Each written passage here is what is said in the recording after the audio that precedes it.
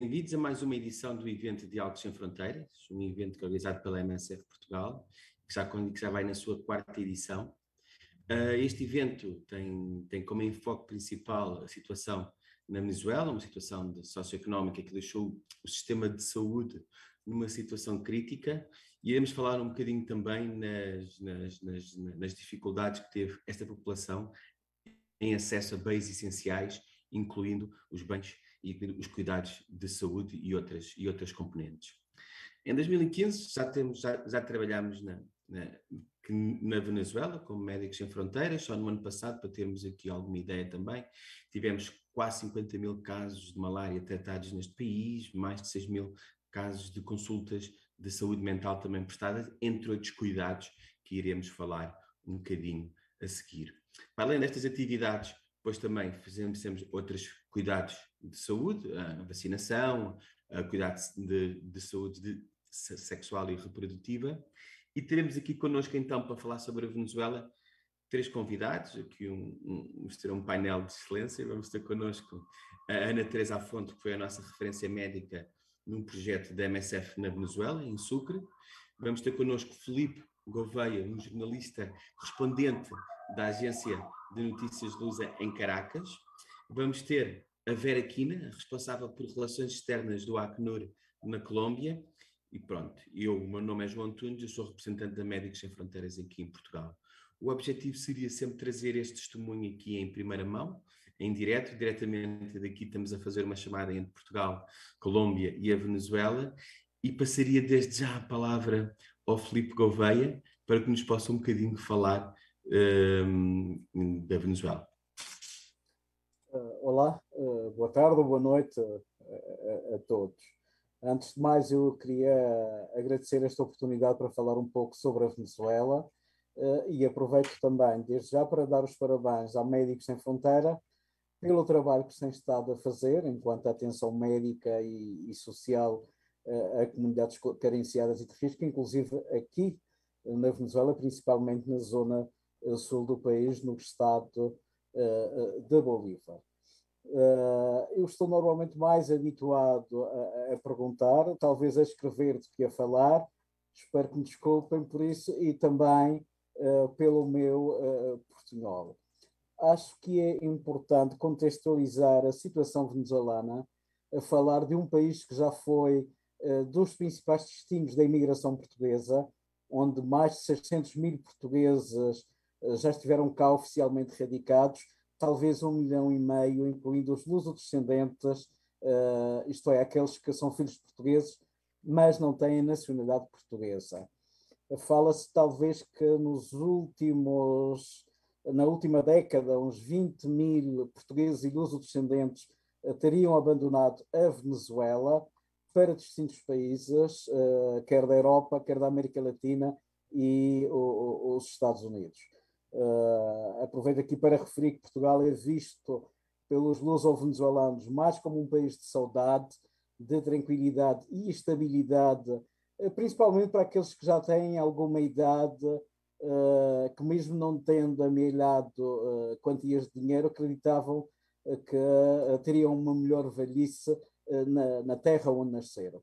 No entanto, há luso-descendentes que acreditam que Portugal é um país de oportunidades, é um país de negócios, mas encontram uma barreira que é a barreira do idioma e por isso optam, por exemplo, pela Espanha e para outros países aqui da região. Como consequência disto, não só os venezuelanos, mas também a comunidade portuguesa está a ficar envelhecida. Ou seja, quem conseguir ter negócio, casa e propriedades, termina por ficar aqui, mas manda os filhos embora. E isso nota-se muito. E estes portugueses terminam por ficar expostos a situações como a insegurança, tanto a nível pessoal como a insegurança jurídica. Quer dizer, há casos que eu considero que são um pouco dramáticos, e desculpem a começar a falar precisamente da comunidade portuguesa, porque eu acho que é aquilo que eu no meu dia-a-dia dou mais destaque. A quase totalidade dos portugueses da Venezuela, sobretudo anciãos, não descontaram para a segurança social portuguesa e hoje há muitos em situação de subsistência difícil. E há uma coisa que me parece muito grave, que é a comunidade esconde essa situação, tenta viver de alguma aparência, porque emigraram para ter melhor vida, o tempo passou, as coisas não aconteceram como esperavam, é aquilo que eu chamo pobreza envergonhada. E, por outro lado, acho que seria importante sensibilizar, de alguma maneira, as pessoas, principalmente as pessoas em Portugal, para o mito de que quem emigrou para a Venezuela é rico, porque na verdade não é. São contados os casos de pessoas que são ricas. Os programas de assistência social e de apoio do Governo de Portugal, o ASIC para idosos e o ASEC para imigrantes, são muito importantes, mas são insuficientes. Além disso, há alguns programas de atenção médica a luso-venezuelanos e também a distribuição de medicamentos, que desde o início da pandemia da Covid-19 começou a acontecer de maneira não frequente, teme-se até que possa estar em causa, e há pessoas da comunidade portuguesa a desesperar por medicamentos para doenças como a hipertensão arterial e a diabetes, que noutros países são fáceis de conseguir, mas que aqui custam mais que um salário mínimo mensal. Isto sem falar daqueles casos de tratamentos que requerem medicamentos de alto custo e que também são de uso prolongado. Há coisas básicas, por exemplo, o paracetamol. Quando se fala na Venezuela, precisam de medicamentos, as pessoas imediatamente falam de paracetamol. Na Venezuela usa-se mais o acetaminofén, que tenho entendido que é um primo do paracetamol, vamos dizer assim. É importante esses medicamentos, mas há outros medicamentos que deviam, de alguma maneira, dar-lhes um pouco mais de atenção e fazê-los chegar aqui ao país. Agora, a Venezuela tem 30 milhões de habitantes, incluindo os portugueses, tem um pouco mais. A indústria petrolífera está em crise, os apagões elétricos acontecem todos os dias, há falta de água, em algumas ocasiões também de gás e também de gasolina.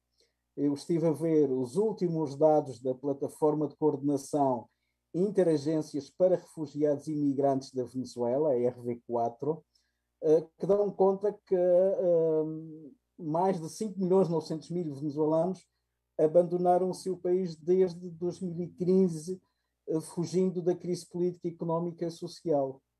Destes 5.900.000 e tal mil, 4.800.000 e tal mil emigraram para países da América Latina e Caraíbas, principalmente para a Colômbia, que acho que por aí devem haver alguns dados que a colega depois deverá dar, mas acho que a Colômbia tem mais de 1.700.000 venezuelanos, depois para o Peru, o Equador, o Chile, o Brasil e por aí adiante, segundo o número de venezuelanos. Fora da Venezuela, as estimativas são de que existem mais de 1.050.000 venezuelanos imigrados em distintos países, que em Portugal deverão estar uns 10.000 e 7.000 deles com residência legal, ou seja, teriam conseguido fazer o processo para ter uma residência em Portugal. Eu estou a falar de migrantes e refugiados e também de pedidos de asilo que são feitos por venezuelanos com base em dados de oficiais dos governos dos países que os acolhem. Este número pode ser maior, uma vez que as autoridades de alguns países não tomam em conta para as estatísticas os venezuelanos cuja condição migratória não é regular, ou seja, apenas aqueles que têm a sua documentação ao dia. Quando a gente fala não há luz, não há água, não há energia, enfim, pergunta-se como é viver na Venezuela. Não é fácil. Viver na Venezuela é uma luta diária, ter todos os dias uma coisa nova, um desafio para vencer. Agora, É importante, se nós que estamos cá vimos isto aí, tentar perceber o desespero das pessoas que nasceram cá, que muitas vezes não falam outras línguas e que deixam o seu país, mesmo sem recursos, por exemplo, caminhando para a Colômbia ou caminhando para o Brasil e da Colômbia para outros países da região. Eu estou a falar que estas pessoas vão a pé, sem garantia de futuro melhor e deixando atrás aquilo que consideram que é um mau presente. Quando digo presente, não é presente de obséquio, é um presente de tempo. Não é? Pelo que qualquer sensibilidade, qualquer iniciativa, qualquer atenção para com esta comunidade, para com estes migrantes, é importante. E é importante também chamar a atenção para o facto de que eles, no processo migratório, correm enormes riscos de doenças, de segurança, de exploração, quer no trabalho, quer mesmo exploração sexual, e até tem havido algumas situações de xenofobia aqui entre estes migrantes, o que é, eu diria, um pouco injusto, porque na Venezuela, ou a Venezuela, recebeu durante muito tempo imigrantes de outros países, e eles hoje estão a ser maltratados em alguns desses países que mandaram pessoas para cá. Quer dizer, a Venezuela tem diversos cenários, tem diversas coisas que é difícil abordar, que é difícil falar. Mas eu não seria justo também se não falasse que a Venezuela é um país de contrastes. Ou seja, sempre foi um país de contrastes. Há pessoas que conseguiram fazer fortunas, algumas delas recentemente. Há uma nova classe média, uma nova classe alta e uma classe média mais pequena. Esta classe alta e esta classe média deverá andar por volta de 5% da população, e estas duas classes têm diferenças significativas mesmo entre elas, inclusive na comida. Ou seja, quem tem melhor status come melhor, ou mais fino, como nós dizemos em castelhano, e até mais vezes ao dia. Eu tenho tido casos da comunidade portuguesa em que as pessoas estão a fazer uma só refeição por dia. E depois tem consequências. Alguns são diabéticos, depois complicou-se porque os açúcares, enfim, tudo aquilo que nós sabemos está associado a isto. Okay? Eu dizia que são 5% da população que está nessas duas, na classe alta e na classe média, e os últimos dados apontam que 94,5% do país está na pobreza, uma grande percentagem em pobreza extrema. E mesmo para quem recebe subsídios do Estado venezuelano, a situação é complicada, e estes subsídios, devido a diversas situações, por vezes não chegam com a frequência desejada, com a frequência que as pessoas necessitam. Há ainda outras coisas que influenciam, por exemplo, os desequilíbrios na economia. Num país onde as pessoas ganham $4 por mês, estamos a falar de 3,60 €, embora algumas empresas privadas e até alguns organismos terminem por dar subsídios e as pessoas possam receber até $60 por mês, tudo está dolarizado. E até a inflação afeta o dólar. Por exemplo, um produto eletrónico, isto porque eu gosto muito de eletrónica, que custa $90 no estrangeiro, aqui vai custar primeiro uns $150 ou mais. E depois, eu hoje vou à loja, tinha esse preço. Amanhã, quando vou comprar, já custará 155 ou 160 e não há uma explicação porque a variação em dólares, mesmo que eu pague na moeda local, que é o Bolívar. No meio desta situação e toda a crise, quer dizer, ir a uma consulta médica está à volta de 30 a 50 dólares, o que é impagável para muita gente, sobretudo para aqueles que ganham $4 ao mês e que, se calhar, com sorte, podem chegar a ganhar os $60 com os diferentes subsídios. Né? A Covid-19 veio dificultar a situação no país. A Venezuela teve dificuldades para conseguir vacinas, já ultrapassou, a situação melhorou bastante. Fala-se que neste momento 17% da população já tem a vacinação completa, ou seja, as 2 doses, e que pelo menos 30% dos venezuelanos já têm pelo menos uma vacina. No entanto, as vacinas que estão disponíveis na Venezuela são apenas as chinesas Sinopharm Sinovac, a russa Sputnik V e a Abdala, que é a candidata à vacina que é fabricada em Cuba. Isto, com a chegada da pandemia, a Venezuela, como muitos países, fechou as fronteiras, restringiu os voos aéreos. Esta situação não mudou muito, apenas atualmente é permitido voar para alguns países. Por exemplo, Portugal, não há voos diretos para Portugal, e mesmo entre as distintas regiões do país houve primeiro restrições e agora há limitações, algumas das quais na prática as pessoas pensam que não existe. Por exemplo, eu posso ir, mas então não tenho gasolina, não vou ir porque não sei se vou regressar.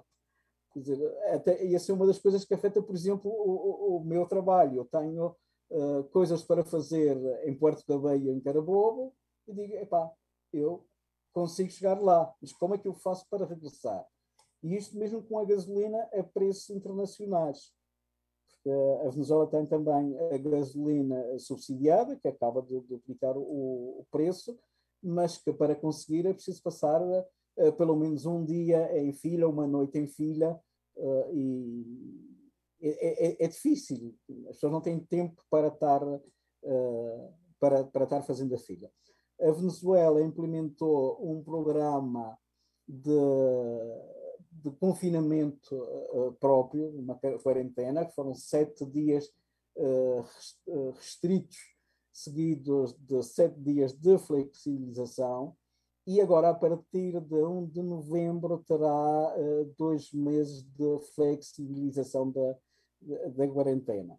Vai ser também agora ativado o semáforo da saúde, que é uma aplicação de telemóvel que vai funcionar associada à plataforma Pátria, com 3 luzes que indicará se a pessoa está vacinada ou não, se testou positivo ou não nos últimos 21 dias para a Covid-19, e permitirá o acesso ou não nos estabelecimentos comerciais. É evidente que quem tem acesso terá que cumprir com as medidas de biossegurança. Esta semana a Venezuela retomou as aulas presenciais. Alguns médicos estão a alertar que isso poderá representar um aumento dos riscos de contágios, porque pode, de alguma maneira, escapar um pouco o controle, Deus queira que não, e há algumas escolas que vão mesmo funcionar como centro de vacinação de crianças, onde vai ser aplicada a vacina, a candidata à vacina cubana Abdala, apesar de alguns pais não concordarem de que os filhos sejam vacinados, porque porque ainda não teria havido aprovação da Organização Mundial da Saúde. Algumas organizações internacionais têm alertado para situações de risco em zonas populares e nas prisões. Além disso, tem havido estigmatização das pessoas, apesar de que isto já está a diminuir um pouco. Quer dizer, mas houve um tempo que quem tivesse uma gripe ou tivesse tosse era suspeito de que teria Covid-19, então as pessoas tinham que isolar-se em casa, evitar que alguém soubesse que estavam doentes, e no caso de suspeitar que tinha Covid-19, tentar curar-se sem informar as autoridades. O contraditório disto é que, por exemplo, mesmo entre a comunidade portuguesa, há casos de anciãos que resistem-se ou que se opõem a pôr a vacina. Eu atribuí essa situação talvez um pouco às campanhas de desinformação, às falsas informações, a temem que vão ser controlados porque lhes deram uma vacina.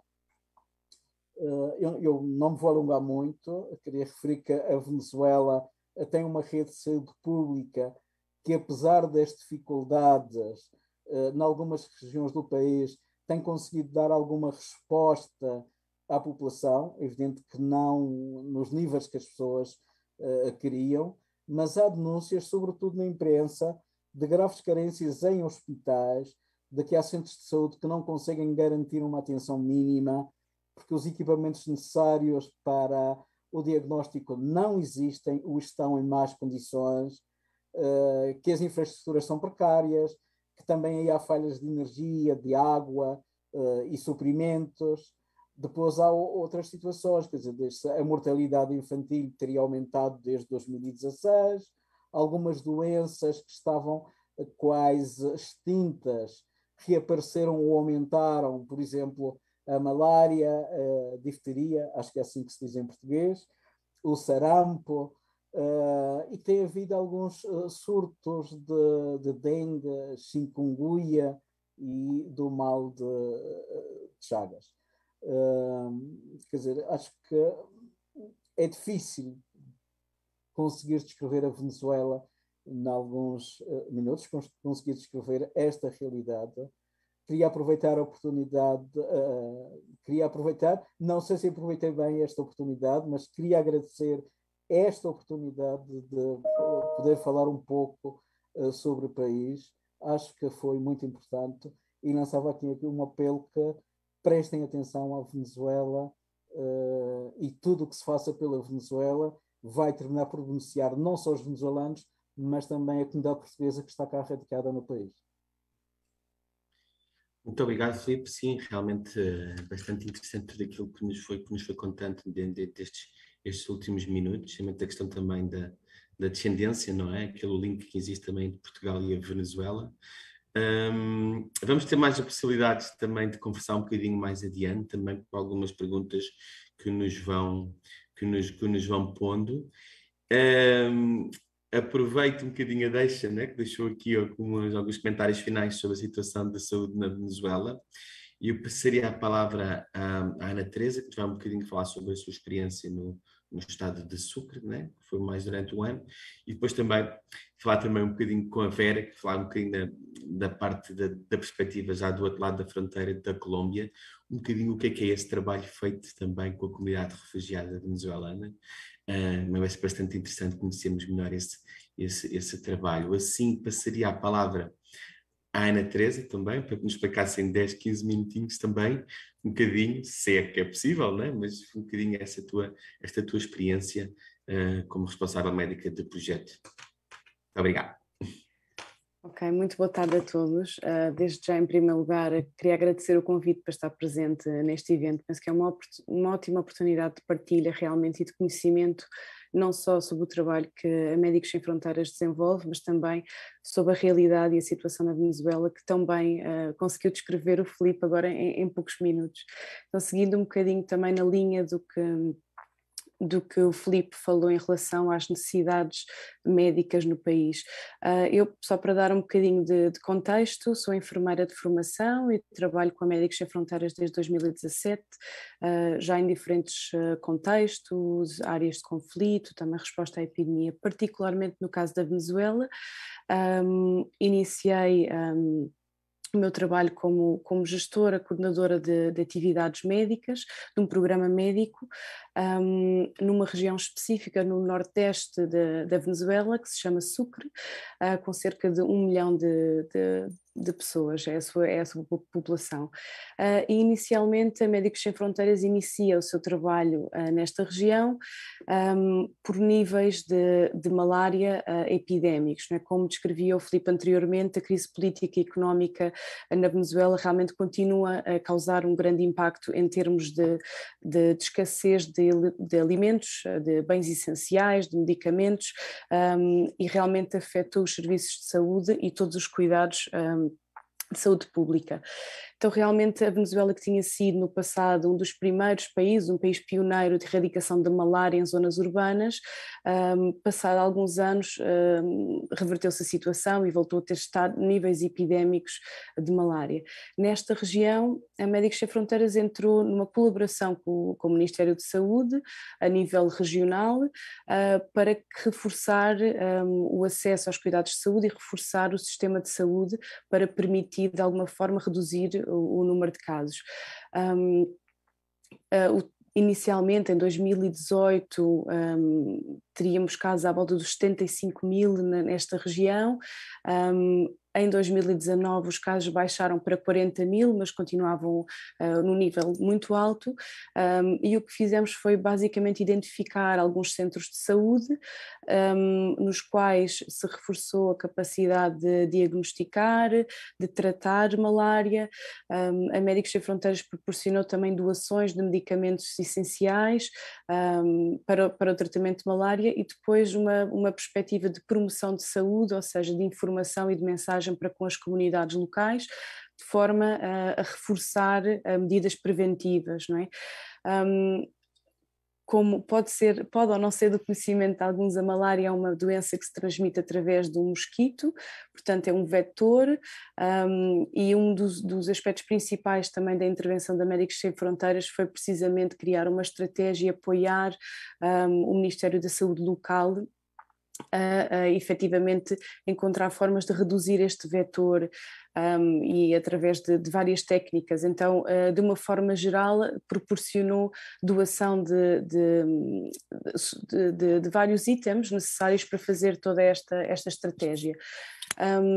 Como referiu ao Filipe bem, realmente o acesso a cuidados de saúde, pelos motivos que ele referenciava, em termos da hiperinflação, da falta de gasolina ou realmente as condições das estradas foram desafios que a equipa de Médicos Sem Fronteiras encontrou realmente no acesso a estes centros de saúde. Eram centros de saúde relativamente remotos, em diferentes áreas da região.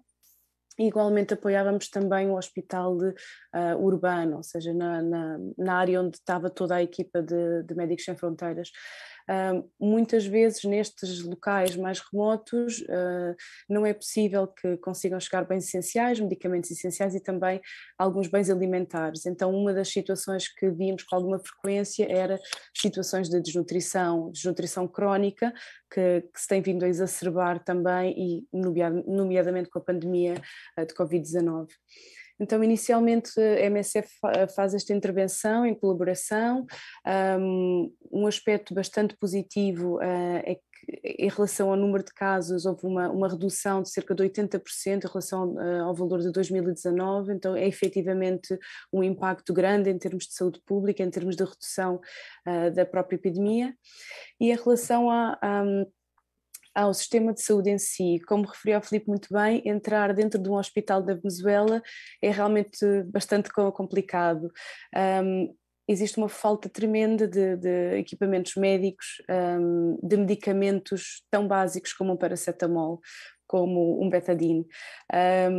E por mais que a Venezuela tenha uma história de formação dos seus profissionais de saúde bastante alta e bastante avançada, com a migração massiva que se foi dando ao longo dos anos, todos esses profissionais acabaram por sair do país. Então existe uma redução e uma falha em termos de recursos humanos também, para conseguir suportar todas as necessidades dos serviços de saúde e as necessidades das populações mais vulneráveis. Esta região onde a Médicos Sem Fronteiras trabalhava tem também uma comunidade e uma população indígena bastante forte, então são já por si comunidades com necessidades adicionais que dificultam ainda mais o acesso aos cuidados de saúde. Relativamente, por exemplo, a possíveis intervenções, a Médicos Sem Fronteiras acabou por desenvolver o apoio para reduzir os números de malária, mas à medida que fomos trabalhando nos centros de saúde e no hospital que apoiávamos, encontramos com outras necessidades. uma delas, por exemplo, sendo os altos níveis de mortalidade materna, a mortalidade infantil também muito alta, mas igualmente a dificuldade de obter informação médica, dados médicos de forma recentes, ou seja, com os quais pudéssemos trabalhar e definir prioridades médicas, não é? Então, uma vez que fizemos esta avaliação, detectámos que um dos aspectos onde a Médicos Sem Fronteiras poderia apoiar um dos hospitais, uma maternidade na região, que apoiava toda a região, seria reforçar a parte de saúde sexual reprodutiva, dando formação aos profissionais de saúde, aos enfermeiros, aos médicos, aos psicólogos que estavam na instituição, mas igualmente fornecendo algum material e doando alguns medicamentos também.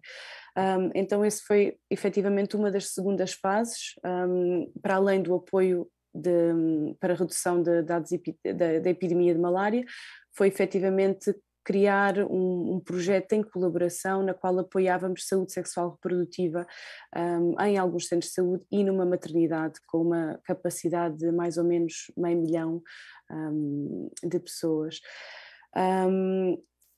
Um dos grandes desafios de início da intervenção, isto foi mais ou menos em janeiro, fevereiro, numa altura em que realmente estávamos numa fase inicial, na primeira onda da pandemia de Covid, que chegou um bocadinho mais tarde na América Latina do que na Europa, e então inicialmente começámos por trabalhar muito com os profissionais locais para reforçar a capacidade de reporte de dados médicos, de conseguir ter informação fidedigna, para nós também conseguirmos apoiar de uma forma mais prioritária as suas necessidades de saúde.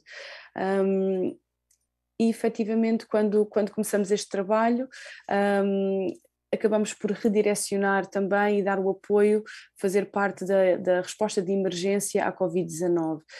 Isto mais ou menos em fevereiro, iniciou-se um sistema de lockdown, de restrições bastante acentuado em todo o país, mesmo não havendo inicialmente casos em fevereiro na Venezuela e no estado onde a Médicos Sem Fronteiras trabalhava. Mas com estas medidas de isolamento, efetivamente houve uma mudança total para responder às necessidades. Então a Médicos Sem Fronteiras acabou por fazer uma redefinição para treinar profissionais de saúde em medidas preventivas, em controle de infecção, proporcionava equipamentos de proteção individual também. Acabámos por apoiar um hospital regional na redefinição da sua estrutura para receber doentes, para fazer triagem, para fazer referências, e um aspecto que não referi anteriormente e está conectado com o que o Filipe também referiu em termos das falhas de água, falhas de eletricidade. Muitos dos hospitais e dos centros de saúde que apoiávamos não tinham água, tinham uma infraestrutura bastante precária. Então algumas das atividades que fizemos foi precisamente reabilitar as estruturas de saúde, reabilitar centros de saúde, fornecer água para que as atividades mais básicas em termos médicos pudessem decorrer. E nomeadamente durante a pandemia de Covid foi um dos aspectos mais importantes, porque efetivamente toda a área de controle de infecção para reduzir então a transmissão do vírus, não é? de vírus que a Covid implicava que cada hospital e cada centro de saúde pudesse ter boas condições em termos de água e de acessos. Relativamente à pandemia, em termos de outras intervenções, realmente toda a equipa com que a MSF trabalha em terreno é bastante multidisciplinar, portanto não só acaba por trabalhar com equipas médicas locais de forma a reforçar a sua capacidade de resposta, mas também com as comunidades, como falava anteriormente. Então muito do trabalho que é feito é precisamente com comunidades vulneráveis, frágeis, no sentido de conseguir redirecionar e melhorar o acesso destas populações aos centros de saúde, por exemplo. Como falava o Filipe, em termos de acessos, muitas vezes complicados, com estradas inacessíveis, então acabava por, se não fosse este apoio que a MSF dava aos centros de saúde, seria impossível sequer que estas comunidades remotas pudessem aceder a qualquer tipo de cuidados. Em termos de outras intervenções, de alguma forma a MSF terminou o seu apoio em termos de saúde sexual reprodutiva para redirecionar em termos de apoio de Covid-19, mas realmente há muito trabalho que tem que ser feito em termos do acesso aos cuidados de saúde, e realmente das condições precárias em que as infraestruturas continuam a estar. Eu recordo-me que um dos aspectos que mais me chocou inicialmente, ao entrar num dos hospitais regionais com uma capacidade enorme de resposta, era ver efetivamente incubadoras, material médico altamente tecnológico, mas sem capacidade de funcionamento por falhas de eletricidade, por falhas de energia constante. Então realmente é importante ir seguindo o que se vai passando na Venezuela, é importante reforçar que a ajuda humanitária é necessária no país também para que se consiga reforçar o trabalho dos profissionais e que se consiga reforçar o acesso das comunidades mais vulneráveis a sistemas de saúde e aos serviços de saúde. Não sei se tenho ainda tempo ou terminei o meu tempo. Se calhar aproveitar também que podemos continuar a conversa mais a seguir. Sim. Conseguimos, acho que a Vera está a ter algumas dificuldades em conectar-se. Talvez, Vera, estás assim um bocadinho. Ponho em vertical ou ponho em horizontal? É que estou a ter Sim. muitas dificuldades de internet, não sei porquê, não costumo ter. Está bem assim? Tá. Pelo menos para mim eu vejo bem. E eu ponho-me numa perspectiva que acho que era super interessante, né? Estamos aqui um bocadinho a falar da Venezuela, e entretanto de repente passamos para a Colômbia, passamos para uma outra organização, né? A Acnur, como é conhecida aqui em Portugal, que é um trabalho que obviamente tem a ver com muito a ver com estas vertentes dos refugiados. E era isso, não era um bocadinho a tua apresentação, a saber como é que é trabalhar desde aí com esta questão. Obrigado, João. Primeiramente, obrigado pelo convite. É sempre um prazer poder falar para as audiências portuguesas sobre o nosso trabalho. Foi super interessante ouvir o Filipe e a Ana Teresa agora. Eu acho que os que não tiveram também no início, eu posso também recalcar algumas mensagens. Como bem disseste, eu trabalho para o Alto Comissionado das Nações Unidas para os Refugiados. Às vezes perguntam-nos qual é que é a diferença entre Acnur, MSF, etc. Eu tento sempre explicar no princípio que, obviamente, como Organização das Nações Unidas, temos um mandato específico sobre a proteção. E aí começam as perguntas, mas o que é que vocês fazem exatamente? O que é a proteção? O nosso trabalho é realmente assegurar e acompanhar o governo para que as pessoas refugiadas ou pessoas que são solicitantes de asilo e também as que não têm nacionalidade confirmada, que chamamos apátridas, diga. Estás assim outra vez. Não, é que desde a organização pedem-me para pôr em horizontal. Talvez tu me vejas mal, mas acho que eles estão-me a pedir para pôr. Sim, eles estão-me a pedir para pôr o telefone em horizontal. Infelizmente eu estou com a internet, estava sempre a cair, então tive que estar na internet do telefone. Desculpem os problemas técnicos, isso são as coisas de viver em países. Faz parte, não é? Ainda bem o que é. Faz parte de viver Sim, e isto que não estou no terreno, realmente temos sorte que isto está a funcionar bem, que eu estou aqui hoje em Bogotá. Então, como estava a dizer, tivemos ouvido um jornalista, ouvir a Ana Teresa que trabalha para a MSF e agora ouvir a Acnur, ou seja, neste momento já estou na região há 8 anos e há 5 anos a trabalhar deste lado, depois na Colômbia, e a maior parte do meu trabalho realmente é responder às necessidades da população venezuelana que está a chegar à Colômbia. E não para de chegar, apesar das fronteiras estarem, agora vão começar a abrir, mas estarem oficialmente fechadas. Então, qual é que é a diferença um pouco do trabalho da Acnur e do trabalho da MSF? Afinal é em vertical, tinham razão, vou ter que pôr o telefone em vertical. Como a Acnur nós temos um mandato específico para a proteção das pessoas. Isto quer dizer que nós trabalhamos num país quando o governo nos convida. O governo diz, venham-nos ajudar. E especificamente na Colômbia já estamos cá há muito tempo, mas não estamos cá pela Venezuela, estamos cá pelo conflito interno que existe na Colômbia. Houve um acordo de paz, mas o conflito continua ativo. Então temos cá desde 96. Mas especificamente a partir de 2017 começámos a ver uma chegada realmente massiva de população venezuelana. Para vocês terem uma ideia, antes, como dizia o Filipe, a situação era inversa. Pelo conflito na Colômbia e pelo boom económico da Venezuela nos 70, 80, a migração acontecia do lado colombiano para o lado venezuelano. Temos muitas famílias mixtas. E desde 2017 começaram a chegar milhões de pessoas. Neste momento há quase registadas 6 milhões de pessoas que saíram da Venezuela pela crise económica, social e política, das quais praticamente 2 milhões estão na Colômbia. Somos o primeiro país receptor, por isso é que estamos a falar também disto. Estamos a falar de agora como é que é deste lado da resposta humanitária. Para os ouvintes terem uma ideia, a Venezuela tem mais ou menos 30 milhões de pessoas. Quer dizer que se foram embora 6 milhões de 30 milhões, é uma proporção enorme. É quase como se uma pessoa de cada 6 tivessem saído do país, ou quase cada 5. Quer dizer que todas as pessoas que estão na Venezuela conhecem ou têm um membro familiar fora do país. Realmente é uma situação inédita. É uma situação inédita não só pela magnitude do evento, porque estamos a falar de 6 milhões de pessoas que saíram, também pela rapidez. Estes 6 milhões de pessoas não saíram pouco a pouco, gota a gota, saíram realmente de uma maneira super acelerada desde finais de 2017 até agora 2021, e o Covid não parou essa situação de êxodo.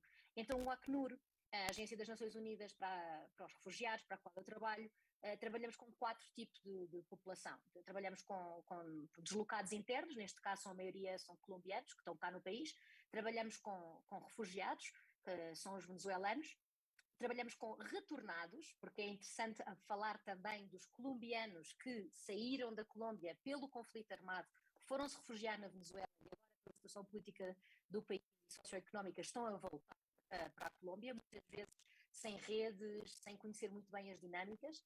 E também trabalhamos para as populações em risco de apatia, que é um conceito que pode ser um bocadinho estranho e também é preciso saber um bocado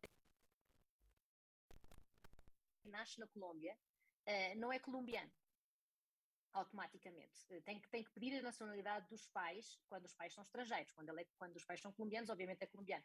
Mas quando os pais são estrangeiros, tem que pedir essa nacionalidade. E vocês podem imaginar, com esta chegada massiva de população venezuelana, nasciam crianças cá, e essas crianças não tinham nenhum tipo de documentação, não tinham nenhum tipo de identidade, porque as relações consulares estavam interrompidas entre a Venezuela, e ainda estão, entre a Venezuela e a Colômbia. Então um dos nossos principais trabalhos é legal, é ajudar o Estado colombiano a melhorar as leis que tem internas para realmente cumprirem com os tratados internacionais que a Colômbia assinou em relação à proteção. Então neste caso conseguimos trabalhar com o governo para que haja uma medida excepcional e os mais de 300 mil bebés venezuelanos que nasceram e estão a nascer neste momento na Colômbia podem ser nacionais colombianos, e isso permite-lhes aceder a documentação, isso permite-lhes aceder a serviços sociais, etc. Agora, podem-me perguntar, mas se vocês são a Acnur, que trabalha com refugiados, será que os venezuelanos são refugiados? Não são?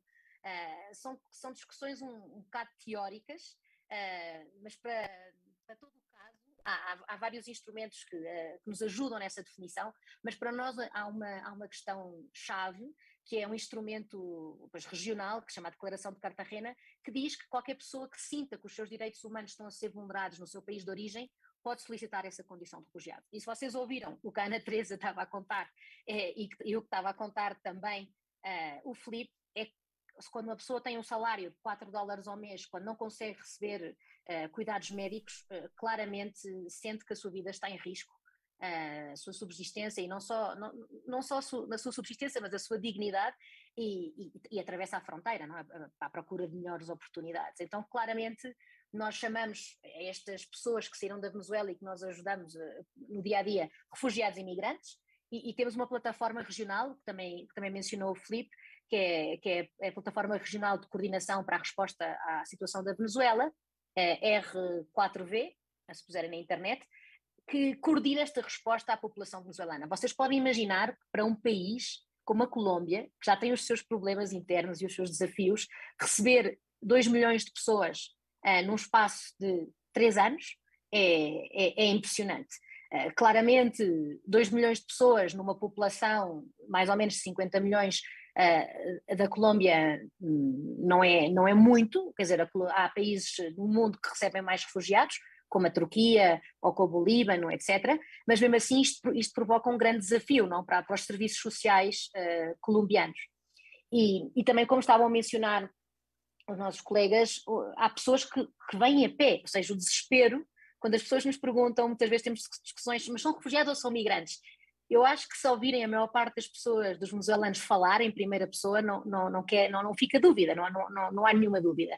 Uma mulher que saia do país com os seus 4 filhos, menores de 6 anos, a pé, a andar 1.400 quilómetros desde a fronteira da Venezuela com a Colômbia, por exemplo, em Cúcuta, até ao sul da Colômbia, onde eu estive a trabalhar durante muitos anos, quer dizer, que faz um Paris de Lisboa a pé, para terem uma ideia, realmente é porque está completamente desesperada. E pode estar desesperada por uns fatores, às vezes, chocantemente simples, quer dizer, pode ser que ela ou algum familiar tenha diabetes, como mencionou o Filipe, e não consiga tratamento, como pode ser que tenha também condições médicas mais graves. Na nossa experiência, realmente, nós temos registados em bases de dados quase 600 mil cidadãos venezuelanos que entrevistámos, e conseguimos mais ou menos ter uma ideia das necessidades. A maior parte está a sair por questões de saúde. Há uma percentagem que nos diz claramente que não consegue aceder à alimentação, também há uma percentagem mínima que sai por razões de perseguição política, obviamente, e pela insegurança generalizada, mas a grande maioria das pessoas para as quais nós trabalhamos tem questões médicas graves, e então aí o nosso trabalho é bastante interessante, porque ajudamos essas pessoas a conseguir, primeiramente, ter um documento para estar de maneira regular aqui na Colômbia. Nós não gostamos de falar de pessoas ilegais, porque os seres humanos obviamente não são ilegais, têm uma situação regular ou irregular, e infelizmente vocês podem imaginar que 2 milhões de pessoas a chegar em 4 anos é muito difícil para um país conseguir regularizar essas pessoas assim de um dia para o outro.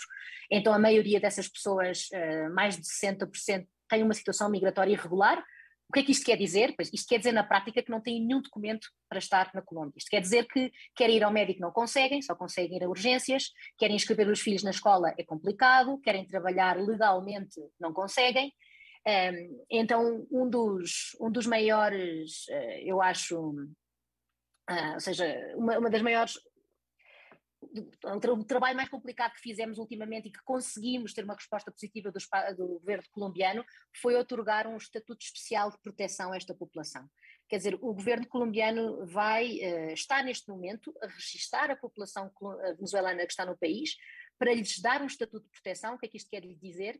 Para lhes dar papéis, basicamente, para lhes dar um documento para que eles consigam formalmente aceder ao sistema de segurança social, consigam ter realmente uma autorização de trabalho válida para se conseguirem integrar no país, etc.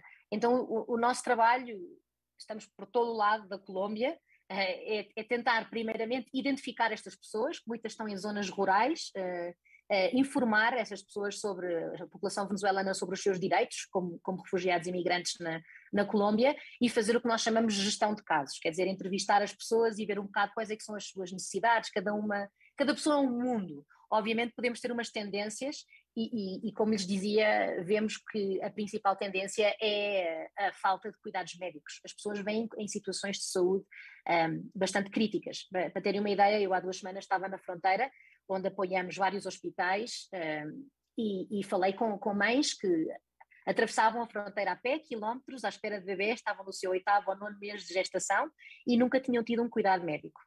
Nunca tiveram uma ecografia, nunca conseguiram fazer análises realmente para saber como é que estavam os seus bebés, e os médicos do lado colombiano dizem, realmente precisamos da vossa ajuda para ter provas de sífilis, provas de HIV rápidas, porque quando uma pessoa vem e já está a dar à luz, é muito difícil ter o tratamento, ter a atenção e fazer todos os testes necessários para que essa mãe consiga estar bem. As pessoas também chegam com quadros médicos delicados, não é? Malnutrição, às vezes desnutrição. Então a Acnur na Colômbia tem um trabalho direto, que é o trabalho mais legal com o governo, que já mencionava, que conseguir garantizar esse acesso à documentação, que para nós é chave. Sem um documento uma pessoa não consegue aceder a outros serviços, mas também há zonas no país em que temos que dar serviços diretamente, porque realmente as capacidades das autoridades locais estão completamente sobrepassadas, não? pela chegada da população venezuelana. A população venezuelana não está só na fronteira com a Venezuela, não está só em Bogotá, que é a capital. Realmente fizemos diagnósticos e descobrimos que já estão presentes em todos os 32 departamentos ou províncias, como queiram chamar, da Colômbia, e é realmente um desafio poder atender as necessidades desta população num país que também tem os seus próprios desafios internos. Então não sei se querem que explique um bocadinho mais ou se abrimos um bocado agora para perguntas. João, se quiseres eu posso falar um bocadinho mais, explicar um bocadinho mais em detalhe como é que nós nos coordenamos com outras agências, o que é tipo, um dia-a-dia típico do nosso trabalho, mas também queria ouvir os ouvintes. Sim, já aqui várias questões já nos estão a ser colocadas, também nesta parte que estávamos a falar um bocadinho dos programas médicos e da área médica. Antes talvez passar, era talvez a pergunta que faria, e assim como é que seria um dia normal, não é? Como é que seria um dia-a-dia típico, e depois aqui passaria também a pergunta também à Ana Teresa e ao Filipe, um bocadinho o que era, relembrando, obviamente não um dia-a-dia, mas que seja representativo daquilo que era o trabalho em si, e depois sim introduziria essas questões que nos estão a colocar aqui através da audiência, sim. Obrigado. Obrigado, João. Para mim é uma pergunta um bocadinho nostálgica, porque como sabes acabei de mudar um bocado de papel, e eu sempre estive no terreno, e um dia típico no terreno realmente tem bastante adrenalina, e eu adorava. Então, por exemplo, eu era chefe num escritório numa zona fronteiriça, em que recebíamos pessoas vulneráveis o dia todo. Nesse sentido há um certo paralelismo com o médico, e falava nisso com um colega no outro dia, que quando tens as pessoas à tua frente, numa situação de vulnerabilidade alta, quer dizer, estamos a falar outra vez uma mãe ou uma família, várias crianças muito pequeninas que tu vês que andaram durante quilómetros para chegar até ao teu escritório, um bocado referida, foram perguntando e deram connosco um bocado sem querer, por mais que nós fazemos imenso esforço para comunicar onde é que estamos, como o que é que fazemos, etc. Essas pessoas têm um nível de socioeconómico muito baixo, também muitas vezes os que chegam às zonas remotas, e chegam com aquela expectativa de, ok, cheguei à Acnur, vão-me resolver a vida, não é? E tu vês essas pessoas com essa expectativa no olhar, e tens que passar também por todo um processo, às vezes um bocado burocrático, não é? Sentar, fazer o que nós chamamos uma entrevista de proteção, poder analisar exatamente qual é que é a história deles, onde é que eles vieram, quais é que são as vulnerabilidades, etc. E tentar dar uma resposta imediata, a mediano prazo, não meio prazo e a longo prazo. A imediata costuma ser, essas pessoas chegam, geralmente não têm redes de apoio, então onde é que vão dormir, conseguir assegurar a chegada, um albergue, se não há albergue na nossa localidade, um hotel com o qual temos algum acordo, alimentação, um kit de higiene, um kit de roupa para que as pessoas fiquem mais ou menos incluídas. Temos sócios que nos ajudam a fazer isso, geralmente a Cruz Vermelha ou a Pastoral, que é a igreja a nível local, são sócios importantíssimos nas zonas mais complicadas do país. Então damos essa resposta imediata e depois vemos qual é que é o universo de necessidades das pessoas. Temos um sistema, registamos e vemos, ok, o pai tem um problema de diabetes, há 4 crianças que precisam de se inscrever na escola, etc, etc. Então fazemos essa gestão de casos, identificamos como as necessidades específicas de proteção, como digo, cada pessoa é um mundo e um universo, e tentamos resolver.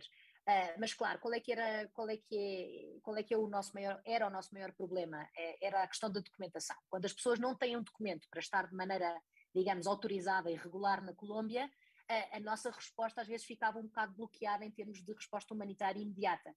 Para conseguir realmente assegurar que essa pessoa vai ter uma integração sustentável no país, precisamos da autorização do governo, precisamos que o governo dê uma autorização para que essas pessoas estejam no território e consigam aceder a serviços, etc. Então, digamos que um dia típico é atender pessoas, Outra parte é reunir-te com autoridades, quer dizer, reunir-te com o presidente da Câmara da Zona, reunir-te com os sócios, com as ONGs, se é que existem. Se tens sorte que existam ONGs, se tens sorte que haja MSF, então ainda melhor, mas se não há MSF é mais complicado para ter alguns serviços de saúde imediatos. Reúnes-te com o governo para quê? Para assegurar que realmente que eles entendem as necessidades desta população. Tentas também ver quais é que são as necessidades do governo local, porque os governos locais têm muitas dificuldades também técnicas e financeiras. Temos projetos para apoiar os hospitais locais, para apoiar os que nós chamamos os municípios, quer dizer, as câmaras municipais, a integrarem esta população nas suas intervenções ou nas suas iniciativas de educação, saúde, etc. Depois também acabamos essa reunião com o governo, temos uma reunião com o nosso sócio, que é uma ONG, que tem um projeto para responder às necessidades dessas pessoas. Podem ser projetos de vários estilos, os meus preferidos, e que acho que é algo que realmente às vezes não está suficientemente contemplado, são os projetos de proteção de crianças, também com um enfoque de ajuda psicossocial. Muitas vezes no mundo humanitário esquecemos do cuidado psicológico destas pessoas que realmente têm um trauma pelo seu deslocamento. Quer dizer, esta migração não foi uma migração voluntária, não é como eu que estou cá a trabalhar porque quero, é uma migração completamente forçada, e as pessoas chegam com umas necessidades também emocionais e psicológicas de ter deixado o seu país, a sua família, a sua casa, todos os seus referentes chegam completamente perdidas. Então temos também vários projetos com sócios para poder apoiar essa parte da ajuda psicossocial. E depois, ao fim do dia, uma reunião com a equipa para ver como é que estamos, o que é que falta, ver os níveis de implementação dos projetos que nós temos e também cuidar um bocado as equipas, porque, como eu dizia, não é um trabalho de médico, mas às vezes é muito difícil pôr limites. Obviamente não é um trabalho das 9 às 6, nem muito menos, e eu acho que a dificuldade também é quando estás em zonas remotas em que tu vês que se tu atendes ou não essa pessoa, que se tu ficas uma hora mais a trabalhar ou não, isso tem um impacto direto na vida de uma família, tens tendência a abusar e a ficar um bocadinho às vezes queimado. Então o meu papel também era tentar equilibrar a equipa. Não fui muito boa em equilibrar-me a mim mesma, mas pelo menos com a minha equipa tentei fazê-lo. E tenho a certeza que a Ana Teresa tem experiências, ainda por cima sendo enfermeira, similares. Então é mais ou menos isso um dia no terreno. Agora um dia cá em Bogotá já é um bocadinho diferente, é falar em conferências e convencer os doadores de recursos a financiar esta crise, não? A financiar a resposta a esta crise, que é bastante diferente. Super interessante, não é? E esse lado também que quando falávamos antes, não é? Perceber também, dentro daquilo que é a visão, não é? Do nosso trabalho, é a questão do dia-a-dia, não é? Parece que, e isso também explica muito daquilo que é o trabalho que é feito. Eu passaria agora a palavra para a Ana Teresa e depois finalizava também com a mesma pergunta para o Filipe, esta questão do dia-a-dia, que acho que é bastante interessante e também podemos dar aqui 1000 voltas. Sim, eu acho que realmente a Vera acabou por retratar muito bem um trabalho, um dia-a-dia de terreno, a adrenalina em primeiro lugar, as intermináveis horas de trabalho. Realmente o meu dia-a-dia acabava por ser, uma vez que estava de certa forma a gerir e a coordenar uma equipa médica, não é? E todos os dias tínhamos diferentes centros de saúde ou um hospital para visitar. Começava por uma primeira reunião de manhã com todo o pessoal que é localmente recrutado também, que era parte da equipa de Médicos Sem Fronteiras, definir qual é que seria o centro de saúde ou os 2 centros de saúde que conseguiríamos aportar naquele dia e realmente definir que atividades fazer com que objetivo, não é? Todas as verificações de segurança, porque como falava há pouco o Filipe, também realmente é complicado em termos de segurança e de movimento dentro da Venezuela. Muitas das vezes fazia 2 horas de viagem, 1h30 de viagem até chegar a um centro de saúde, na qual teria o pessoal local a trabalhar e entretanto essa equipa médica composta por um enfermeiro, um médico, uma promotora de saúde, a tal pessoa que acaba por juntar a comunidade, perceber as suas as suas motivações, os seus problemas, e também pessoas mais direcionadas, por exemplo, quando fazíamos principalmente malária, ter uma pessoa particular em que acaba por avaliar as condições de higiene, as condições de água dos centros de saúde onde trabalhávamos também, ou seja, uma equipa de 5, 6 pessoas que viajavam essa hora e meia, chegavam ao local onde seria este centro de saúde, por exemplo, e fariam então toda uma manhã, 4, 5 horas de intervenção. Então muitas vezes o meu trabalho era acabar por apoiar a minha equipa também localmente, gerir que prioridades, muitas vezes chegava e havia uma emergência na urgência, de repente era alguém que precisava de uma vacina, a vacina que não existia porque não há frigorífico, porque de repente não há eletricidade, então são todas estas dinâmicas que de alguma forma vão ocorrendo a diferentes níveis. Muitas vezes visitava a comunidade que circundava o centro de saúde também para que nos conhecessem, para darmos a conhecer, para tentar entender um bocadinho as dinâmicas dos seus problemas, o que estava a passar, e efetivamente recordo-me que muitos destes locais nós iríamos com um determinado objetivo, ou fazer uma formação, ou fazer uma reabilitação, por exemplo, de uma área de higiene ou da parte toda de estrutura do edifício, e de repente acabávamos por ter uma situação de uma grávida prestes a dar à luz e realmente teríamos que gerir e que referenciar e como é que o fazemos e chamar uma ambulância, que é algo que é muito complicado em contextos mais remotos, mais afastados. Então são todas estas dinâmicas, ou seja, acaba por ser muita adrenalina e são muitas situações diferentes no mesmo dia em termos de emergência, e é preciso também, como falava a Vera, apoiar muito a equipa para, de certa forma, dar um conforto, porque acaba por ser uma dinâmica muito instável.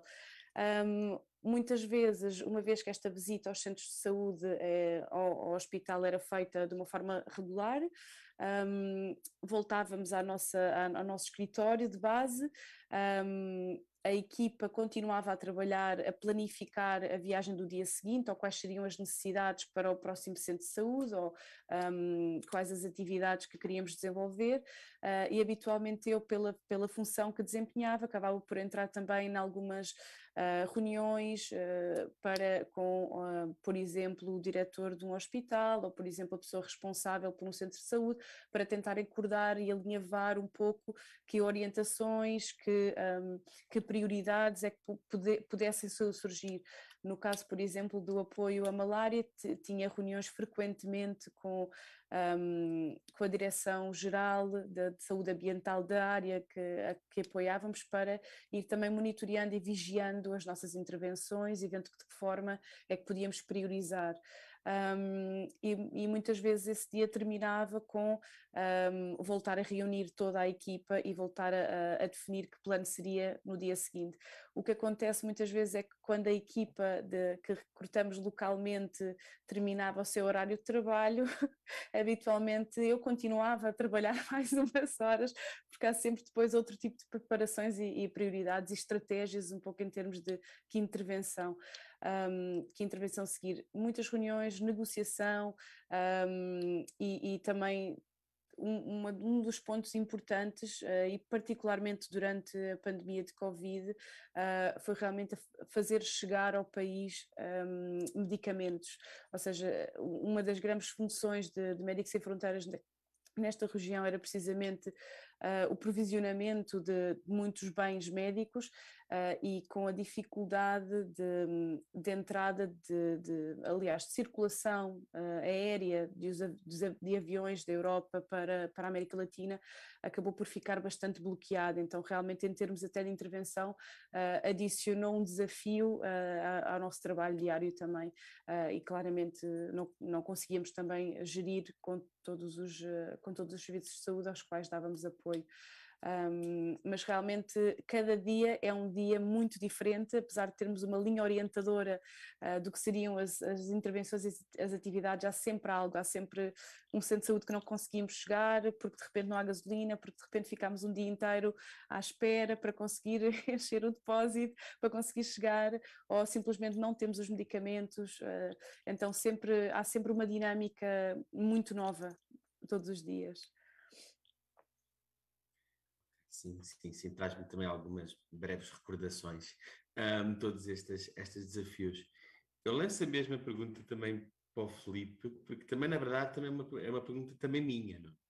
Porque é uma curiosidade e também porque, pronto, deve ser também super interessante a realidade e o dia-a-dia daquilo que seria um correspondente da agência Lusa, neste caso em Caracas, não é? E como é que se desenvolve este dia-a-dia, não é? Esta rotina, talvez, e num contexto tão especial e delicado à vez, como é este.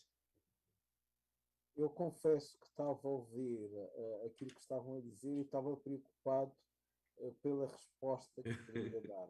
Vou tentar responder. E digo isto até porque eu, de alguma maneira, sou um pouco privilegiado. Privilegiado porquê? Porque eu, durante algum tempo, consegui criar um sistema alternativo que funciona quando não há energia elétrica. Então, eu tenho eletricidade, tenho internet, tenho um sistema que funciona e eu muitas vezes faltou energia elétrica e eu não sei que a energia elétrica faltou. Hoje confesso que já não teria capacidade financeira de poder fazer aquilo que eu fiz há alguns anos atrás e isso tem-me salvado muito. Também não tenho grandes dificuldades para comunicar-se, mas a Venezuela é um país onde, por exemplo, ligar alguém para marcar uma entrevista é difícil porque o telemóvel não funciona, tem pouco sinal, tem pouca rede, as pessoas tentam usar o WhatsApp, as mensagens não saem, quer dizer, é um desafio constante, né? Mas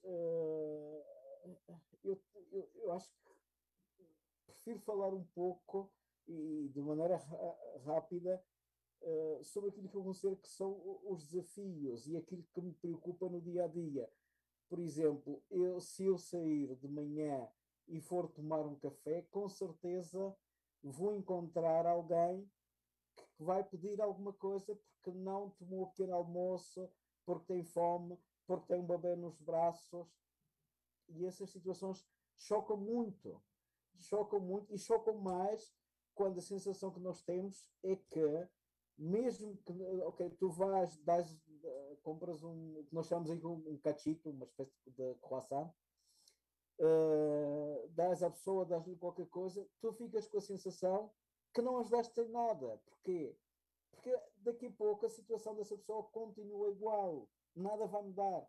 Ela continuará a ter fome, os venezuelanos continuarão a ter necessidade de comida, você dá-lhe a massa, um pacote de massa, o pacote de massa é só para um dia, é só para uma vez, e isso cria-me uma angústia, quer dizer, e estou a destacar isto porque eu acho que o dia-a-dia dos jornalistas, as pessoas têm ideia como é correr, é marcar, é ver a agenda, o que é noticioso. Então, perguntar-me quando é que as coisas vão mudar. Ou seja, quando é que a Venezuela vai sair disto para dar um nível de vida à população um pouco mais digno? Isso é uma coisa que me aterroriza. Por outro lado, os comerciantes que a gente vê no dia a dia nas ruas, aqueles que fazem a panada, que fazem coisas que as pessoas vão tomar e comer ao pequeno almoço, muitos deles também já não têm capacidade devido à crise para estar a dar coisas para que essas pessoas possam se alimentar. Então, temos o outro lado da coisa. E eu já vi situações em que há pessoas que vão na rua e quando alguém vai, já há uma ideia preconcebida de que não está tão bem vestido ou não está tão bem arranjado, vem pedir alguma coisa. Já vi casos de pessoas que mudam de um passeio para o outro para evitar encontrar-se com outras pessoas. Quer dizer, começa a haver alguma discriminação e isso aterra-me, não sei se seria a palavra em português, terroriza-me, aterra-me, não sei exatamente. Desculpem que eu não respondo exatamente como queriam, mas eu prefiro porque realmente aquilo que me parece mais grave neste momento. Super importante, muito obrigado. Sim. João, se me permites, para complementar o Filipe, realmente agora quando falou das telecomunicações, era um desafio tremendo conseguir comunicar com alguém realmente para conseguir aceder ao hospital, por exemplo, aos centros de saúde e saber se estariam disponíveis para nos receber, precisamente por toda esta dificuldade que é a network, a comunicação, os mails que não funcionam, as chamadas que caem. Então realmente imagino a dificuldade que é para um jornalista quando é parte da sua função principal, que era efetivamente um desafio grande que tínhamos também, que tinha toda a equipa, na verdade, a comunicação. Ok, temos aqui então várias perguntas que ia já lançando, algumas também mais direcionadas para o próprio trabalho de Médicos Sem Fronteiras, que podíamos também responder também de uma forma concisa. Uma daquelas que também que se calhar toca várias áreas e depois já iremos responder com mais detalhes àquelas que se incidem mais sobre Médicos Sem Fronteiras. E obviamente que o Filipe já falou nisto muito bem, mas foi uma pergunta que foi assim mesmo assim colocada de uma forma interessante também, não é? Estamos a falar de uma crise social e estamos a falar na capacidade que esta população tem ou não, o acesso a cuidados de saúde. Foi uma questão colocada pelo Gustavo Cândido e creio que vai ser um bocadinho sempre nesta versão, neste aspecto, né? Que nós na MSF somos muito da acessibilidade ou falta de acesso a cuidados de saúde, mas pronto, a pergunta incide mais neste campo. Depois iria também falar um bocadinho em geral, talvez para a Ana Teresa, né? Qual é que era o grupo-alvo da nossa intervenção em Sucre, né? E o nível de atenção que era dado.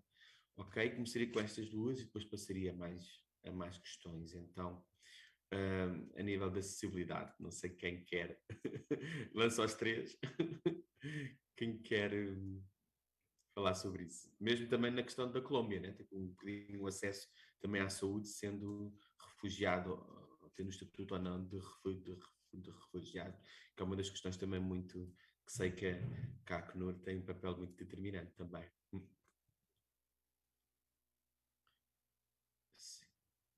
Se quiseres, eu posso falar do acesso à saúde aqui, porque realmente é um desafio principal.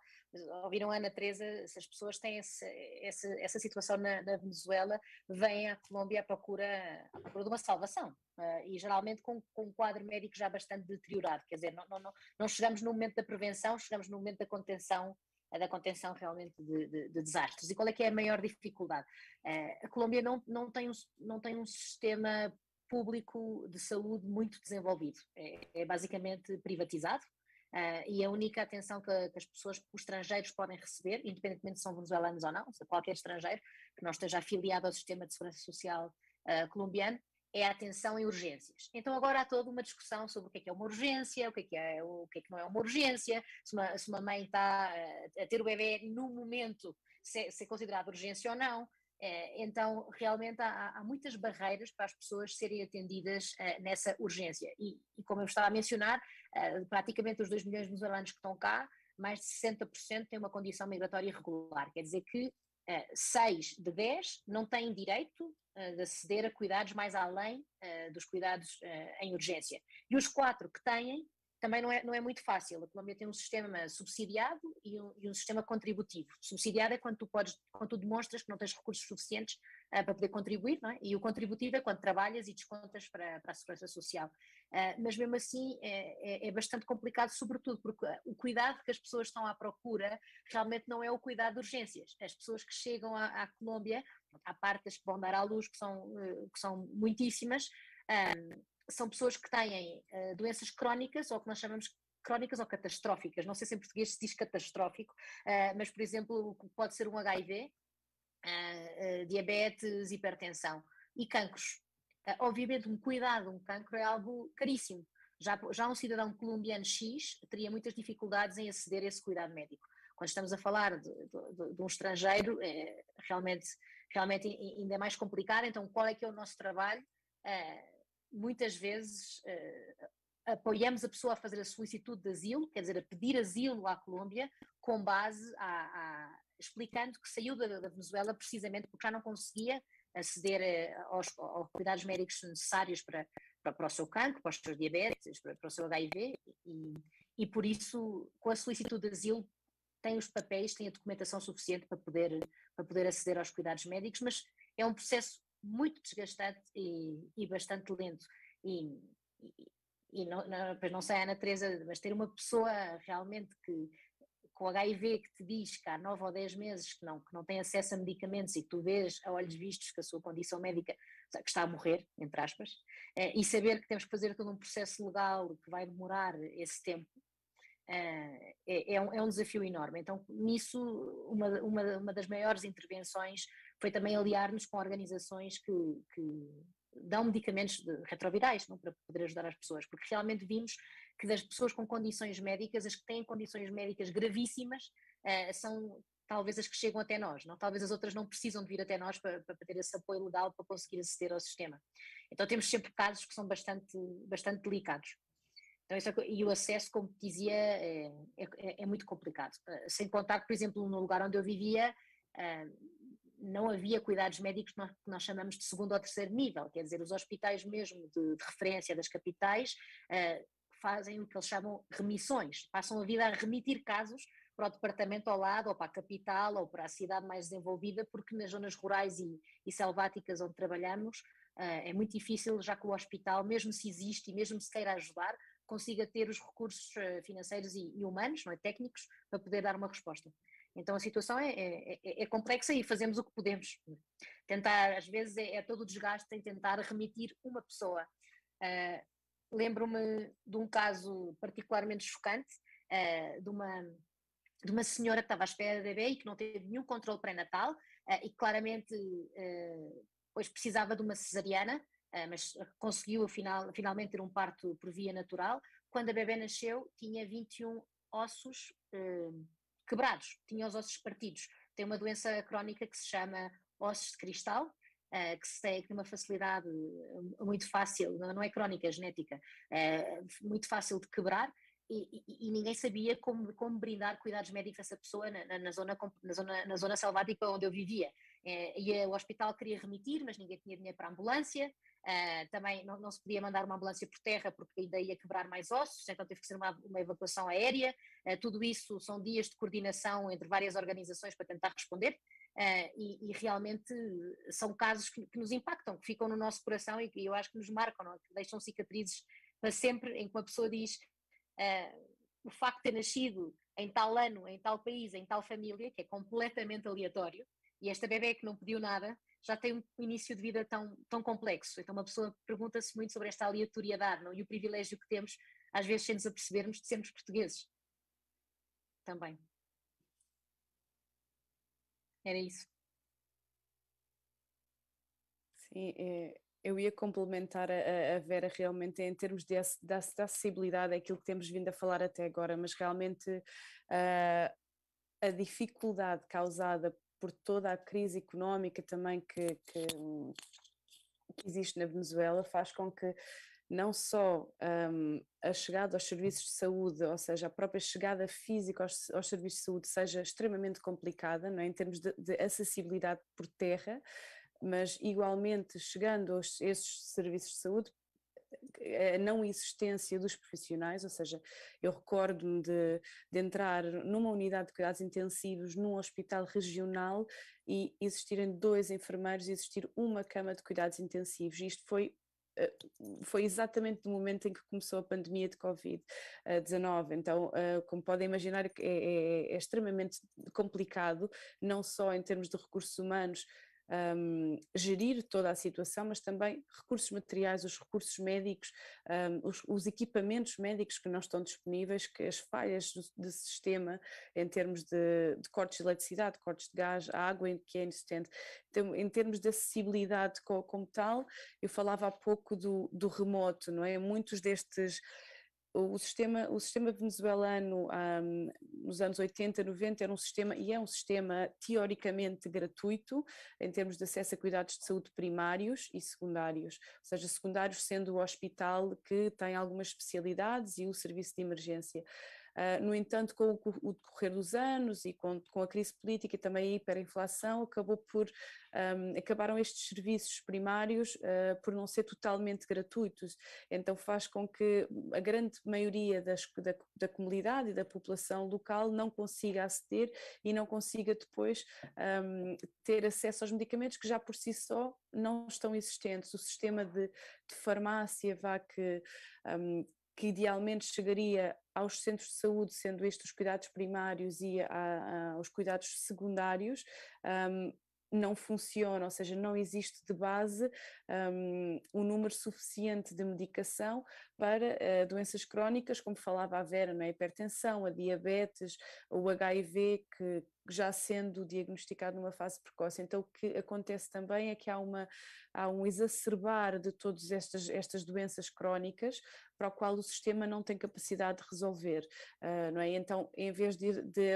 adotar uma posição e uma postura mais preventiva, que seria ao nível dos cuidados primários, o que acaba por acontecer é que as pessoas em primeira mão não conseguem ter esse serviço preventivo, a nível de um centro de saúde não conseguem receber se calhar um tratamento simples, mais emergente, mas simples, que pode ser feito a nível de um centro de saúde, um cuidado primário, terminam por optar por um hospital. Cuidado secundário, por sua vez, continua a haver uma escassez grande de medicamentos dos próprios profissionais de saúde, e então a nível terciário, que seria já todos os serviços mais subespecializados, são praticamente inexistentes. Por exemplo, no estado em que a Médicos Sem Fronteiras trabalhava, era cerca de 1 milhão, existe uma única maternidade que supostamente teria uma capacidade de abrangência de 500 mil pessoas, mas na realidade apoiava toda a região, ou seja, alguém que vive no extremo oeste ou no extremo este, por toda a situação financeira, pela falta da gasolina, pelas condições das estradas, pela criminalidade também que existe, é incapaz de conseguir chegar sequer aos serviços de saúde, não é? Por mais que eles existam de forma muito reduzida. Realmente acaba por ser não só uma exacerbação de tudo o que seriam as doenças crónicas, de alguma forma passíveis de serem resolvidas nos cuidados primários, há essa exacerbação e depois há toda a exacerbação também do que são doenças infecciosas, como falava anteriormente o Filipe, não só a malária, mas também surtos de dengue, surtos de difteria que estavam erradicados no país, não dengue, mas difteria que estava erradicada no país, não é? Então, por falta de sistemas de controle e de prevenção, estas doenças que não eram supostas voltar a ressurgir, voltam a aparecer em surtos, que por sua vez se mantêm, que por sua vez se tornam epidemias e que necessariamente precisam de uma ação imediata e urgente. Então há aqui uma combinação de fatores que dificulta e que leva a casos extremos e de deterioração, e realmente os casos que a Vera possivelmente vê chegar à Colômbia são efetivamente estes casos das pessoas que não conseguem não só aceder, mas depois quando acedem aos serviços, os serviços estão incapacitados, não têm essa autonomia também. Só queria aqui dar em relação às perguntas que o João colocou, em relação ao grupo de alvo, na área em que trabalhávamos, acaba por ser a população adulta no geral e depois um enfoque especial, população nas grávidas e os cuidados neonatais, ou seja, recém-nascidos e às crianças pequenitas, com a parte de saúde sexual reprodutiva. Até porque nos vamos aproximando também do final, eu passava também a palavra a seguir ao Filipe também nesta questão da acessibilidade e da crise social, porque nos possa também falar um bocadinho, que já falou muito bem também, mais talvez de forma mais detalhada, e depois lançaria só uma última pergunta para todos, para muito rapidamente, já irmos pensando em fechar, ainda que, e falo por mim, podia não ter, no caso, podia estar aqui a falar durante muitas horas. Filipe, se queria... A sensação que nós temos é que em Caracas, apesar de ser a capital, a situação também é complicada, não tão complicada no interior. Muitas vezes as pessoas que vão, por exemplo, a um hospital para ser atendido dependem de uma coisa que se chama a sensibilidade e a boa vontade dos profissionais da saúde. Muitas vezes é o médico que tem uma amostra de um medicamento que vai dar para tentar solucionar as coisas durante um tempo até que a pessoa veja como é que faz para poder comprar um medicamento. O governo venezuelano tem estado a distribuir medicamentos para algumas doenças, não só para doenças de alto custo, tratamentos de alto custo, como por exemplo o cancro e outros. Há uma plataforma que é Pátria, onde as pessoas inscrevem-se aí e depois isso é submetido a uma espécie de avaliação e alguns medicamentos são entregados na capital a essas pessoas. No entanto, isso não é suficiente, tem de ser feito muito mais coisas nessa vontade. Uma alternativa que as pessoas têm, nesse aspecto, uma alternativa que as pessoas têm são os seguros, mas os seguros privados aqui na Venezuela ficaram incompráveis. Por exemplo, quem quiser proteger-se da Covid-19 terá que pagar pelo menos entre 200 e 300 dólares para um ano de proteção do seguro, ou seja, é impensável para quem recebe 60 dólares. As pessoas que de alguma maneira se sentiam protegidas porque tiveram um seguro privado durante toda a vida, agora encontraram-se com a situação da desvalorização da moeda e aquilo que o seguro cobre já não representa nada com relação àquilo que o seguro cobria no passado. Quer dizer, eu acho que o resto já mais ou menos deram uma imagem daquilo que acontece na Venezuela. Eram só estas duas coisinhas que eu queria aproveitar e adicionar. Muito obrigado. Também aproveito para só responder diretamente a duas perguntas mais direcionadas para a Médicos Sem Fronteiras e que talvez possa já eu ir respondendo e a Ana Teresa também corrigir em parte. Uma foi a perto do Frederico Empis, né? Um bocadinho qual é que seria o nosso trabalho, o nosso âmbito de trabalhar a nível de saúde mental na Venezuela. Eu não sei propriamente na zona de Sucre, mas basicamente aquilo, e a outra seria que atividades médicas tinha a MSF na Venezuela em geral, não é? A Ana falou da Covid-19, falou um bocadinho naquilo que era a saúde sexual e reprodutiva, falou na questão também do combate a epidemias, que seria nesta questão da malária. Há uma questão também que é muito importante, que é o acesso à saúde primária, não é? Temos um bocadinho geral o que é o package, assim, o pacote, digamos, de resposta. Muitas vezes, independentemente daquilo que nós fomos encontrando, sabemos, por exemplo, em Caracas, é uma zona que está mais exposta à violência e então aí também deve haver mais também um tratamento talvez mais ligado também para a área da saúde mental, mas tudo uma vertente também de resposta de saúde primária, que seria um pacote em si mesmo, não é? É um programa específico sobre isto, mas também talvez uma componente geral que cada vez está mais a ser incorporada na MSF, por parte da MSF, não só em projetos onde já temos vários anos de experiência, mas também como emergências que começam de um dia para o outro. Não sei se a Ana também aqui não me deixa mentir, eram um bocadinho estas as duas perguntas que nos foram colocadas. Eu só adicionava também, houve uma ação que foi feita numa parte, na zona mais este do país, numa comunidade indígena, foi feita uma intervenção toda de vacinação para tentar vacinar a população indígena, em termos de acessibilidade a cuidados de saúde, era completamente limitada. E realmente, como referia João, em termos de saúde mental, também existe sim um projeto em Caracas para apoiar vítimas de violência e também violência de género, de onde entra também saúde mental. E que lança outra pergunta também aos três, já em jeito mesmo de encerramento aqui da sessão, que foi, e pediria 1 minuto, 2 minutos no máximo, que nos foi colocada pela Mariana Pereira. Como é que se lida com frustração em situações em que os objetivos são impossíveis de concretizar? Por exemplo, esse caso em que fica um dia inteiro à espera de gasolina e com isso não se consegue fazer nada, né? Ou não conseguir fazer nada neste caso.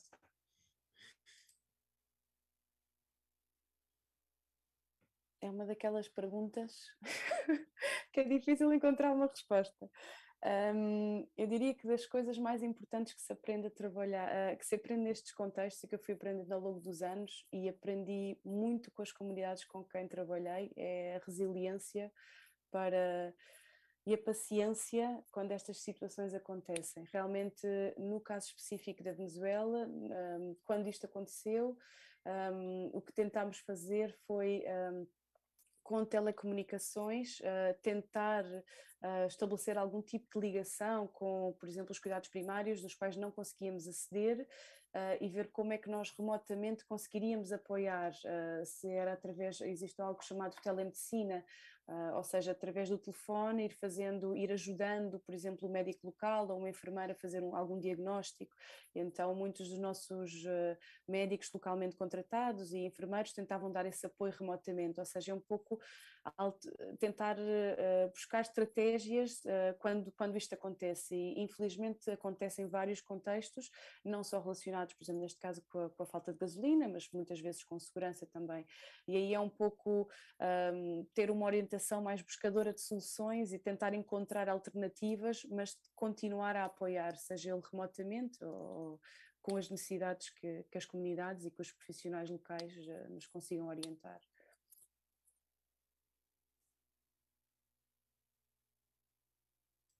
Filipe, também se quisesse um bocadinho falar neste lado. Eu realmente não tenho palavras para dizer. Eu acho que depois disto ainda fiquei mais pensativo sobre a situação na Venezuela. É que não é só, como dizia, não é só a questão da gasolina, são muitas coisas, é um desafio todos os dias, e quem tem saúde já vê a coisa complicada, quem não tem vê a coisa muito mais complicada ainda. Realmente, a única coisa que eu posso dizer neste momento é que continuem a prestar atenção à Venezuela, que os Médicos Sem Fronteiras não esqueçam da Venezuela, e que façam tudo o que puderem para ajudar este país a sair da crise em que se encontra, e a dar a volta a muitas situações que podem parecer insignificantes, mas terminam por causar graves problemas na população. Vera, também, tipo assim, que em Putumayo também haviam vários desafios destes. Sim, eu acho que pelo menos eu tento partir o meu cérebro em dois, curto prazo, longo prazo. Então, como estava a dizer a Ana Teresa, pensamos em alternativas, pensamos em soluções. Em espanhol até uma palavra para isso, é o rebusque, é rebuscar, vamos rebuscar coisas para conseguir resolver a situação. Também dizia a Ana Teresa da resiliência, eu acho que aprendi a paciência. Já é muito difícil estressar-me com alguma coisa. Realmente já sei que tudo pode acontecer, os voos vão ficar cancelados, não vai haver rede, e relaxei muito às vezes na preparação das coisas, comecei mais a go with the flow, porque realmente senão ficava, não dá, não consegues ter uma mentalidade tipo de relógio super perfeccionista num contexto assim, é completamente impossível. Mas em termos de resposta do que nós fazemos às pessoas, tento dizer, ok, o que é que eu posso fazer em termos de resposta humanitária imediata, o que é que eu consigo fazer melhor, e depois, por isso é que trabalho também com a Acnur, por isso é que gosto desse trabalho, é em termos de políticas públicas, o que é que eu consigo fazer em termos de advocacy, não, de incidência, para conseguir de lobby, tanto com o governo como também com os doadores de recursos com os quais eu trabalho agora, para parar de estar sempre a atender a emergência, basicamente a pôr um penso, um band-aid numa hemorragia, e tentar realmente formular uma política pública que resolva minimamente aqui na Colômbia, não a situação na Venezuela, mas que pelo menos resolva a situação de acolhida das pessoas venezuelanas aqui na Colômbia. E realmente acho que o facto deste ano terem, por fim, otorgado um estatuto de proteção aos venezuelanos, é temporal, é por 10 anos, mas pelo menos todos os venezuelanos que se encontram no território colombiano vão ter acesso à documentação, quer dizer, a saúde, a educação, etc, etc. Isso muda a vida das pessoas. E realmente continuar a financiar a resposta a estas crises. Eu sei que pode ser frustrante, como digo, pode ser um penso numa hemorragia, mas às vezes eu penso, este kit que nós estamos a entregar, esta noite de albergue que estamos a pagar, será que realmente vai mudar alguma coisa? O facto que as pessoas saibam que está alguém lá que podem recorrer e que as podem ouvir, e que está lá também para elevar a voz deles, eu acho que é o mais importante, e por isso o símbolo da Acnur, não é aquela casinha da proteção. Eu acho que às vezes não é só o material, é o facto de eles saberem que têm organizações, MSF, Acnur, outras que estão aí, que não os abandonaram. Realmente isso é super importante. E por isso sim, por isso a questão de financiar tanto a resposta dentro da Venezuela, onde nós também trabalhamos, como fora, é importante. E também Portugal também tem um papel em termos de ajudar os descendentes dos portugueses que têm problemas com a sua documentação, porque não têm as apostilhas necessárias, porque não têm as coisas necessárias, tentar realmente entender a situação socioeconómica da Venezuela e flexibilizar as medidas para os reconhecer como portugueses que são, ou como filhos ou netos de portugueses que são. Isso também é importante, uma mensagem importante para Portugal, e não ficar na barreira da apostilha. É realmente entender a realidade do que é conseguir um passaporte na Venezuela, do que é conseguir uma apostilha na Venezuela neste momento. Muito obrigado, Vera. Eu acho que correu muito bem este evento. Obviamente, tentar a situação e daquilo que estamos a falar é sempre uma questão que nos toca e comissão que é complicada também de falarmos e expressarmos. Ficámos a perceber um bocadinho o trabalho de cada uma destas organizações que estamos aqui presentes, a Médicos Sem Fronteiras, mas também a ACNUR, e também ficar um bocadinho a saber melhor o trabalho do Felipe, né? É super interessante também, super importante, e a forma como também ficamos a acompanhar a situação da Venezuela através um bocadinho dos seus olhos e das suas palavras, não é? Chegou ao fim, passar assim uma hora e meia a correr, é realmente curioso, mas eu queria outra vez de novo agradecer a todos. A Ana Teresa também já nos conhecíamos, mas obviamente fazer este trabalho e trazer de novo esta capacidade também foi super importante. Vou dar um abraço fraternal aqui aos participantes. Vamos então terminar aqui com a sessão mais uma sessão do Diálogos Sem Fronteiras e agradecer a todos aqueles que nos acompanharam, e voltaremos numa próxima a falar também de um tema, de uma questão humanitária também bastante relevante como esta. Assim que muito obrigado a todos e despedimos até uma próxima.